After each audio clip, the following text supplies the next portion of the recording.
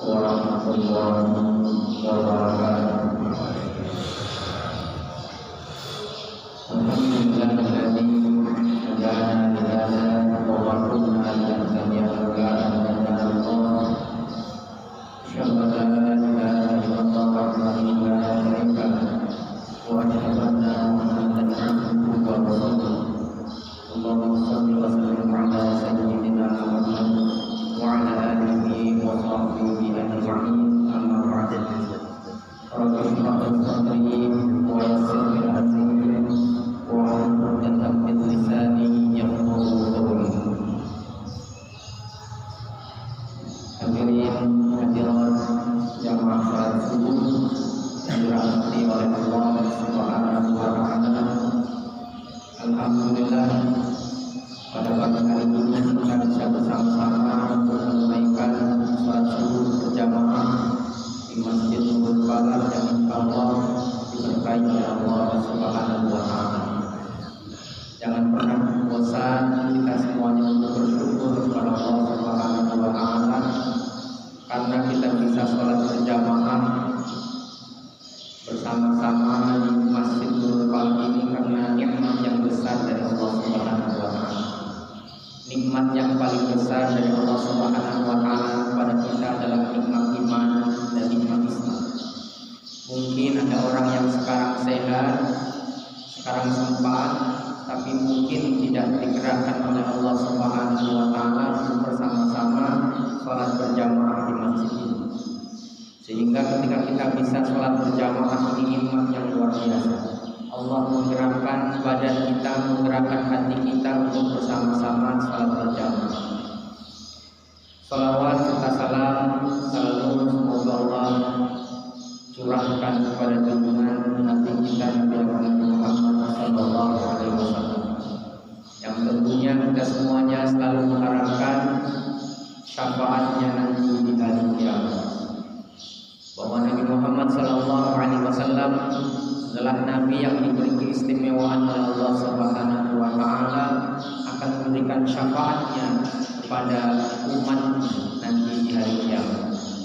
Bahkan ini menjadikan Nabi Musa ketika Nabi Muhammad sallallahu alaihi wasallam Isra dan Mi'raj menghadap Allah di langit ketujuh bertemu dengan Nabi Musa.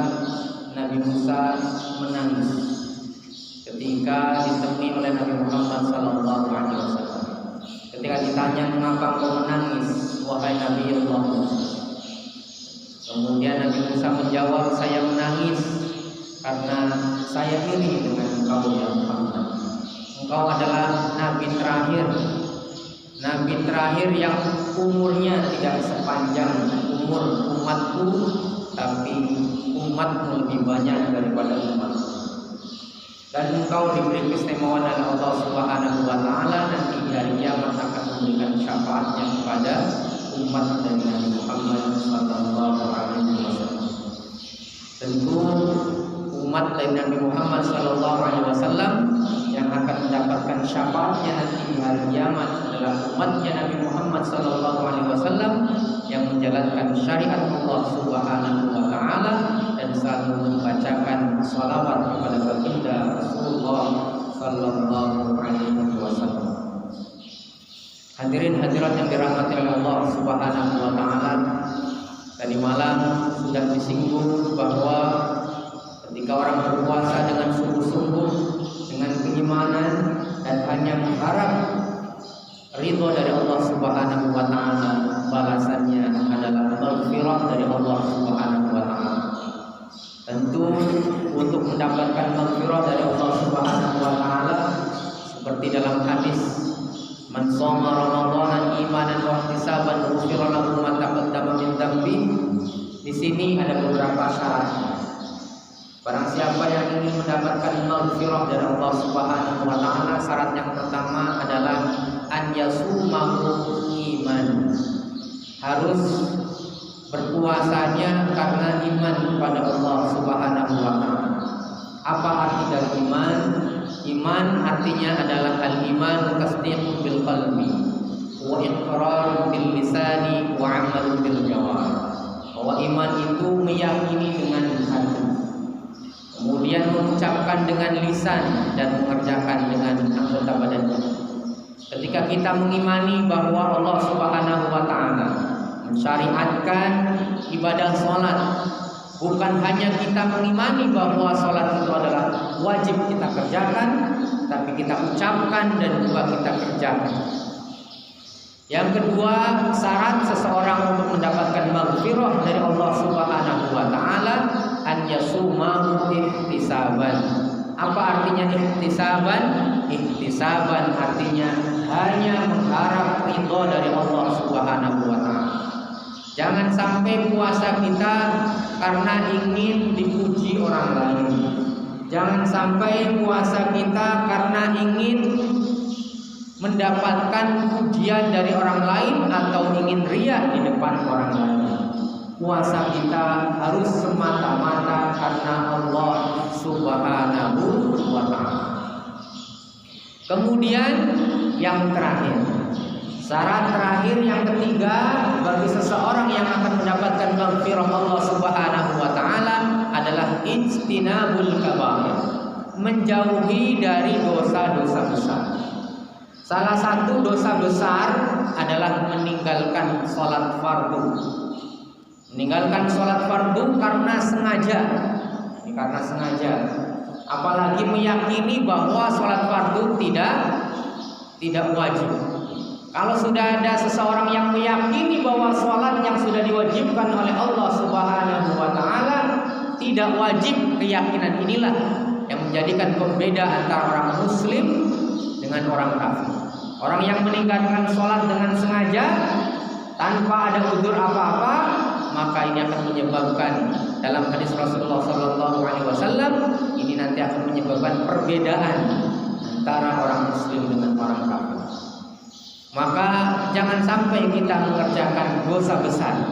Kalau kita mengerjakan dosa besar ketika kita puasa tetapi meninggalkan yang fardu, ini termasuk kita mengerjakan dosa besar dan kita tidak akan mendapatkan ampunan dari Allah Subhanahu wa taala.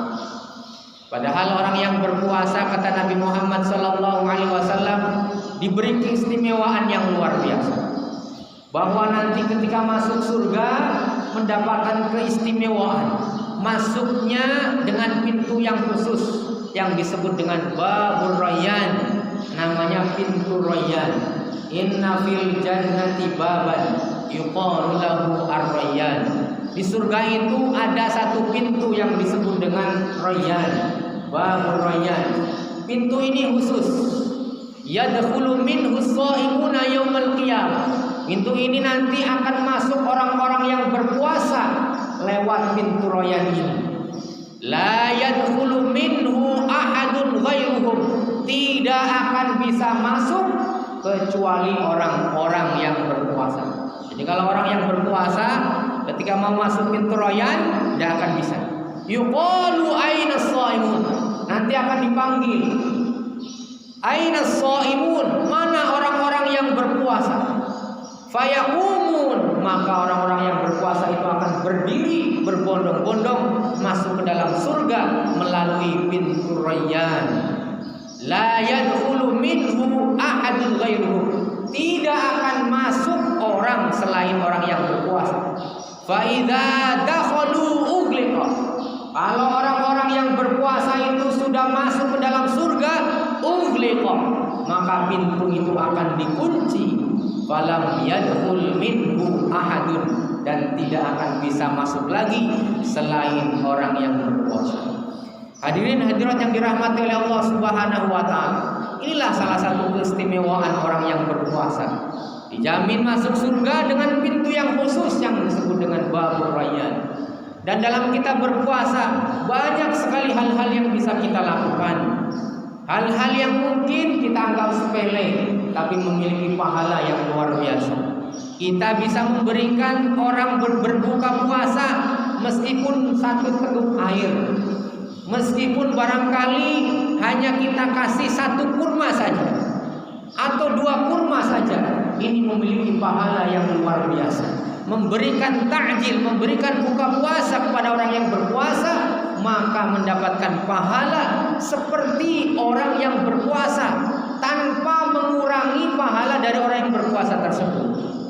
Man fattara shaiman kana mithlu ajrihi. Barang siapa yang memberikan buka puasa kepada orang yang berpuasa, kana mithlu ajrihi, maka dia akan mendapatkan pahala seperti orang yang berpuasa. Ghairu annahu la yanqus min ajri shaimi syai'an, tanpa berkurang sedikit pun pahala dari orang yang berpuasa tersebut. Jadi orang yang berpuasa tetap mendapatkan pahalanya, dan orang yang memberikan buka puasa mendapatkan pahala dari orang yang berpuasa yang diberikan buka puasa tersebut. Hadirin hadirat yang dirahmati oleh Allah Subhanahu wa taala, maka di bulan puasa ini kita perbanyak untuk bersedekah, untuk memberikan sedikit rezeki kita kepada orang yang membutuhkan.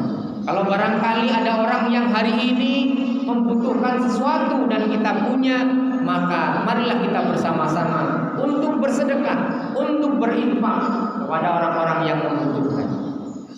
Karena tentu ketika kita berpuasa, salah satu pelajaran yang berharga adalah kita juga agar merasakan penderitaan apa yang kemudian dirasakan oleh orang-orang fakir miskin yang mungkin setiap hari tidak seperti kita bisa makan kenyang, bisa mendapatkan makanan yang enak-enak. Mungkin orang fakir miskin setiap harinya kehausan, kelaparan dan lain sebagainya. Dan salah satu hikmah kita berpuasa agar kita juga ikut merasakan apa yang dirasakan oleh fakir miskin. Bukan hanya itu saja, ketika kita memiliki keluangan rezeki, maka jangan lupa tetangga-tetangga kita, lingkungan kita yang membutuhkan, maka kita beri sedekah, beri infak dan lain sebagainya. Karena Nabi Muhammad SAW digambarkan di bulan puasa ini, Nabi Muhammad SAW dermawannya tidak ada tandingannya. Kalau setiap hari Nabi Muhammad dermawan, tapi di bulan Ramadan lebih dermawan lagi. Bahkan digambarkan sentuhan sedekahnya, jariyahnya, sentuhan amal infaknya kepada fakir miskin, kepada lingkungannya, digambarkan lebih hebat daripada sentuhan angin kepada dedaunan. Kita lihat kalau misalnya daun kena angin itu sampai goyang-goyang, tapi Nabi Muhammad dermawannya melebihi goyangan angin terhadap dedaunan. Hadirin hadirat yang dirahmati oleh Allah Subhanahu wa taala, inilah mudah-mudahan kita semuanya selain kita berpuasa bisa berinfak, bisa bersedekah, dan juga seperti yang tadi malam saya sampaikan, kita bisa menjaga lisan kita, menjaga panca indera kita dari hal-hal yang menjadikan orang tersakiti karena diri kita. Janganlah kemudian kita menjadi orang yang muflis, orang yang bangkrut yang digambarkan oleh Rasulullah SAW nanti di hari kiamat. Orang yang bangkrut tentu pernah kaya. Kalau orang tidak pernah kaya itu bukan bangkrut. Orang yang disebut dengan bangkrut pastinya tadinya punya harta benda, kemudian harta bendanya habis, itu disebut dengan bangkrut. Ketika Nabi Muhammad SAW bertanya kepada para sahabatnya, siapakah orang yang bangkrut nanti di hari kiamat? Man al-muflis? Siapakah orang yang bangkrut nanti di hari kiamat? Kata Nabi Muhammad SAW, para sahabat menjawab orang yang tidak punya harta benda. Ada yang lain menjawab orang yang tidak pernah beribadah. Kalau tidak pernah beribadah itu ibaratnya orang yang miskin, tidak punya apa-apa.